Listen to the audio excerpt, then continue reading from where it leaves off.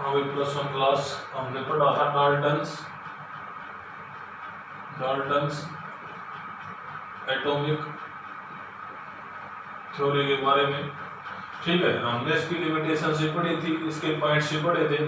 तो जिस थ्योरी की जो लिमिटेशंस है अगर किसी थ्योरी में, तो बाकी उसमें मॉडिफिकेशंस होंगे। तो डाल्टन्स की जो न्यू मॉडिफाइड जो थ्योरी है, या आप उसको मॉडर्न थ्योरी भी कह सकते हैं, मॉडर्न एटॉमिक थ्योरी।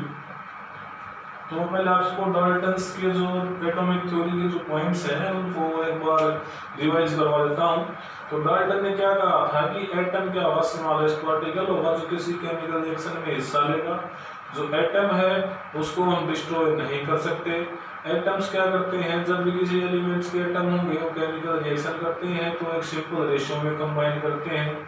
एक ही एलिमेंट के सारे एटम एक ही जैसे होंगे, वो सिमिलर शेप, साइज और मास के होंगे। अलग अलग एलिमेंट के जो एटम्स हैं वो शेप, साइज और मास में अलग अलग होंगे। हम नए एटम को कंस्ट्रक्ट नहीं कर सकते। ठीक है ना, एटम जो है वो बिल्कुल स्मॉलेस्ट पार्टिकल होगा भाई। ठीक है, हम उसको डिस्ट्रॉय नहीं कर सकते, ना ही उसको तोड़ सकते हैं। तो पहला पॉइंट मॉडर्न एटॉमिक थ्योरी में जो डाल्टन ने कहा था कि एटम जो है वो डिस्ट्रक्टिबल नहीं है, उसको तोड़ा नहीं जा सकता। तो जो एटम है हम उसको तोड़ सकते हैं। Atom can be broken.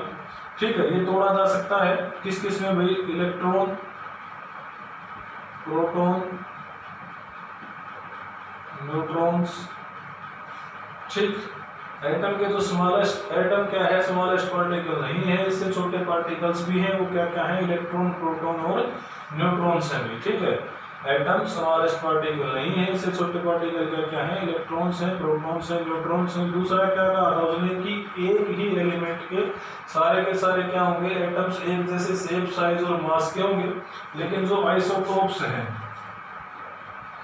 Isotopes के बारे में आप जानते हैं, आइसोटोप्स क्या होंगे भाई, विच है जिनका जो एटॉमिक नंबर है वो सेम हो लेकिन एटॉमिक मास क्या हो, अलग अलग हो। जैसे हाइड्रोजन है, हाइड्रोजन का एटॉमिक नंबर 1 1 1 2 1 3।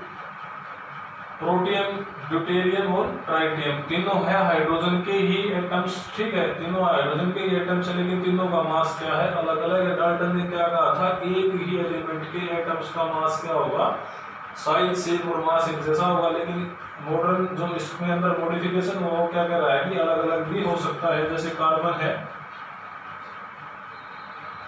कार्बन के भी 2 आइसोटोप्स है। ठीक है ना, इनका मास अलग है लेकिन एक ही उसके हैं। फिर उसने क्या कहा था, अलग अलग एलिमेंट्स के क्या होंगे, जो शेप, साइज और मास है एटम्स का वो अलग अलग होगा। लेकिन आइसोबार इसका एक्सेप्शन है। आइसोबार्स में क्या होता है, जिनका एटॉमिक नंबर तो अलग अलग हो लेकिन एटॉमिक मास क्या हो, सेम हो। जैसे आर्गन है और कैल्शियम है, 18 40 20 40। ठीक है, तो दोनों अलग अलग एलिमेंट है लेकिन दोनों का एटॉमिक मास क्या है, सेम है। उसने क्या कहा था कि अलग अलग एलिमेंट का क्या होगा, शेप, साइज और मास अलग अलग होगा।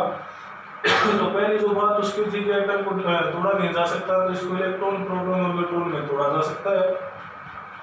आइसोटोप्स क्या है, दूसरी पॉइंट उसकी क्या थी कि सिमिलर एलिमेंट के जो एटम्स हैं वो एक जैसे शेप, साइज और मास के होंगे लेकिन आइसोटोप उसके बिल्कुल अलग है उसकी स्टेटमेंट से। तीसरा उसका स्टेटमेंट क्या था कि डिफरेंट एलिमेंट्स के जो एटम्स उनका मास, शेप, साइज अलग अलग होगा लेकिन ये क्या है, दोनों का सेम मास है। इसके बाद उसका चौथा पॉइंट क्या था कि एटम क्या होगा, स्मॉलेस्ट पार्टिकल होगा जो रिएक्शन में हिस्सा लेता है। ये बात बिल्कुल सही है, एटम क्या है भाई, स्मॉलेस्ट पार्टिकल है।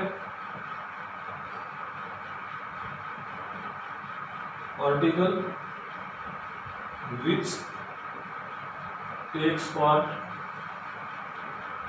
इन रिएक्शन के अंदर हिस्सा लेने वाला क्या होगा, स्मॉलेस्ट पार्टिकल होगा। ठीक है, इसके बाद क्या कहा था कि हम इसको डिस्ट्रॉय नहीं कर सकते, इसको क्रिएट नहीं कर सकते, तो क्या है कि ट्रांसम्यूटेशन कर सकते हैं। क्या कर सकते हैं, एक न्यूक्लियाई को दूसरे न्यूक्लियाई में कन्वर्ट कर सकते हैं। तो जो न्यूक्लियर रिएक्शंस होती हैं, न्यूक्लियर रिएक्शंस उसमें क्या होता है कि जैसे यूरेनियम है, आप यूरेनियम को अगर ब्रेक करते हैं, ठीक है, न्यूक्लियर रिएक्शन दो तरीके की आपने 8th क्लास 7th क्लास में पढ़ा हुआ, न्यूक्लियर फ्यूजन और फिजन। फ्यूजन का मतलब होता है जुड़ना और फिजन का मतलब क्या होता है, टूट जाना। तो न्यूक्लियर फ्यूजन और फिजन में क्या है कि यूरेनियम का जो ये हमारे पास जो एटम था ये टूट जाएगा किसमें, क्रिप्टॉन और बेरियम में, ठीक है। तो दो नए न्यूक्लियाई तैयार कर लिए, इस चीज को क्या बोलते हैं हम, ट्रांसम्यूटेशन।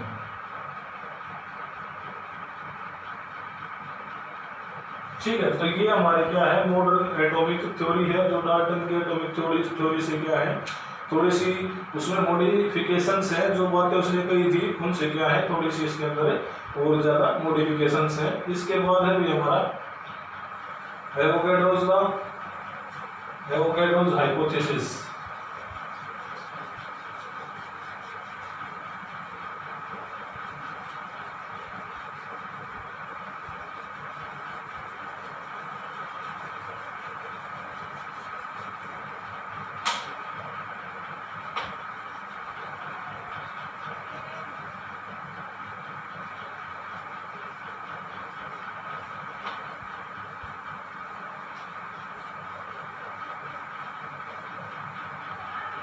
एक पॉइंट और है अब इसका कि डाल्टन ने क्या बताया था हमें, कि डाल्टन ने कहा था कि जब एटम्स कंबाइन होते हैं तो एक सिंपल रेशियो में जुड़ते हैं। जब एटम्स कंबाइन होते हैं तो क्या करते हैं, वो एक सिंपल रेशियो क्रिएट करते हैं। जैसे H2O है, ऑक्सीजन और हाइड्रोजन आपस में जब अटैच हुए हैं तो एक सिंपल रेशियो में अटैच होंगे। CO2 है, ये मास का जो रेशियो आएगा एक सिंपल होगा। CH4 है, CH4 में से कार्बन का जो मास है वो 12, एक हाइड्रोजन का मास 1 होता है तो 4 हाइड्रोजन का 4, 3:1 में अटैच हुए हैं। उसका कहने का मतलब ये था कि जब एटम्स आपस में जुड़ते हैं तो एक सिंपल रेशियो बिहेव करते हैं, लेकिन C6H12O6, ठीक, ये ग्लूकोज का फॉर्मूला है। इसमें आप रेशियो निकालेंगे तो देखो भाई 1:1, ये एक सिंपल रेशियो है। लेकिन सुक्रोज को देखो C12H72O11, ठीक है, ये सुक्रोज है, एक ट्राइसैकराइड। तो सुक्रोज में क्या है, सिंपल रेशियो नहीं है, तो जरूरी नहीं है कि एटम्स जब कंबाइन हो वो एक सिंपल रेशियो में ही कंबाइन हो। मॉडर्न जो थ्योरी है एटॉमिक थ्योरी हमें बताती है कि जरूरी नहीं है कि वो एक सिंपल रेशियो में कंबाइन हो, रेशियो कॉम्प्लेक्स भी हो सकता है। इसके बाद जो हमारे पॉइंट्स थे वो क्या थे, एवोगैड्रो हाइपोथेसिस है, इससे आगे एवोगैड्रोस हाइपोथेसिस।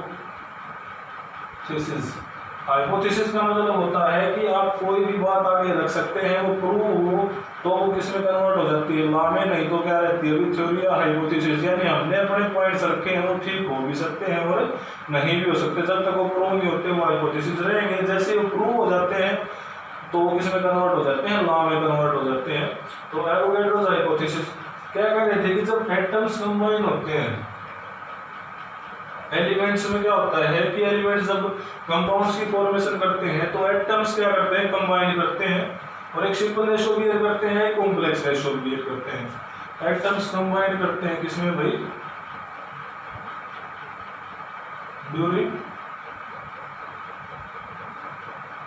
रिएक्शन, ठीक है। रिएक्शन के दौरान क्या करते हैं, एटम्स कंबाइन करते हैं, ठीक है ना। उसी दौरान क्या था कि हमने जो गेल-लुजैक्स लॉ पढ़ा था, वो क्या कह रहा था कि जो जब गैसेस की रिएक्शंस होती हैं तो क्या करते हैं, वो वॉल्यूम्स में कंबाइन होती हैं, ठीक है ना। गैसेस किसमें कंबाइन होती हैं, वॉल्यूम्स में। Gases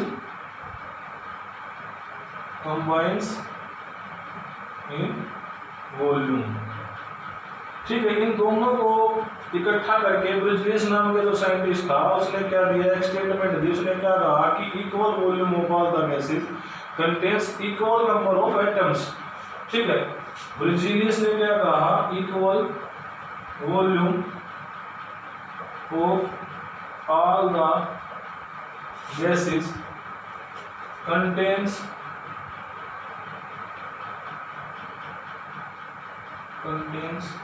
equal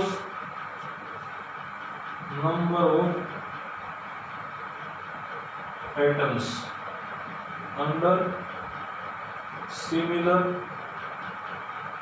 condition of temperature and pressure। अगर हम टेम्परेचर और प्रेशर की कंडीशंस को सिमिलर कर दें तो जो चाहे कितनी ही गैसेज ले लें, उनका अगर इक्वल वॉल्यूम लिया तो उनमें जो एटम्स होंगे वो एक, उनकी जो संख्या होगी वो एक जैसी होगी। ठीक है, मान लिया हमने 1 लीटर ही हाइड्रोजन ली है, 1 लीटर ही ऑक्सीजन ली है, 1 लीटर ही क्लोरीन ली है, क्योंकि सभी का वॉल्यूम इक्वल है और हमने टेम्परेचर और प्रेशर को एक जैसा रखा तो सभी के पास क्या होंगे, इक्वल नंबर ऑफ एटम्स होंगे। ये बर्ज़िलियस की हाइपोथेसिस थी। इसी को आगे एवोगैड्रो ने क्या कह दिया कि एवोगैड्रो ने कहा कि जब गैसेस कंबाइन होती है तो उनमें एटम्स कंबाइन नहीं होते, मॉलिक्यूल कंबाइन होते हैं। उनके वॉल्यूम्स में क्या कंबाइन होते हैं, मॉलिक्यूल्स। ठीक है, जैसे ऑक्सीजन है वो O2, हाइड्रोजन है H2, क्लोरीन है Cl2। हम सिंगल आइटम से गैस को रिप्रेजेंट नहीं कर रहे हैं, किससे कर रहे हैं, मॉलिक्यूल से। तो जो एवोगैड्रो ने जो हाइपोथेसिस दी उसने क्या कहा, equal volume of all the gases contains equal number of atoms की जगह क्या रख दिया उसने, मॉलिक्यूल्स। एवोगैड्रो ने क्या लिख दिया, एटम्स की जगह molecules under similar conditions of temperature and pressure. ठीक है, तो बर्ज़िलियस ने क्या कहा था कि equal volume of all the gases contains equal number of atoms. लेकिन एवोगैड्रो ने क्या कहा कि जब गैसेस कंबाइन होती हैं तो उनमें मॉलिक्यूल कंबाइन हो रहे हैं, ना कि एटम्स कंबाइन हो रहे हैं। क्योंकि देखो आधी ऑक्सीजन नहीं जुड़ सकती, जो ऑक्सीजन का एटम है इसको आप हाफ हाफ करके नहीं ऐसे नहीं जोड़ सकते कि एक आधा वॉल्यूम ऑक्सीजन। आप कैसे जोड़ेंगे इसको, half volume 1 volume O2 1 volume H2, इस तरीके से जोड़ेंगे। ठीक है ना, तो equal volume of all the gases contains equal number of molecules, ना कि atoms under similar conditions of temperature and pressure. ये किसने कहा है, एवोगैड्रो ने। इससे आगे है भाई मोल कंसेप्ट, और उससे पहले कुछ टर्मिनोलॉजी है जो हम अगले वीडियो में पढ़ेंगे।